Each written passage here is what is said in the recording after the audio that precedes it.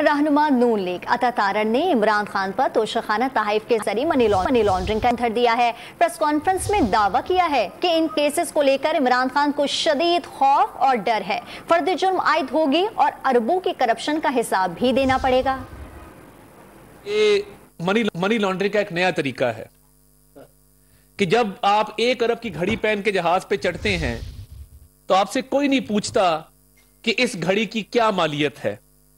जब आप 50 करोड़ के ब्रेसलेट पहन के जहाज पे चढ़ते हैं, कोई इमिग्रेशन, कोई कस्टम्स, कोई कानून आपको पाबंद नहीं करता कि आपने जो चीज पहनी हुई है उसकी कीमत आप डिक्लेयर करें। इमरान न्याजी ने टेक्निकल मनी लॉन्ड्रिंग किया। वो एक शदीद डर और खौफ में मुब्तला है इन केसेस को लेकर। और जब इंसान अपने आप को यह तसल्ली देना शुरू कर दे कि यह मामूली केस है, तो फिर समझ लीजिए कि उसके अंदर इस केस का डर और खौफ बैठ चुका है।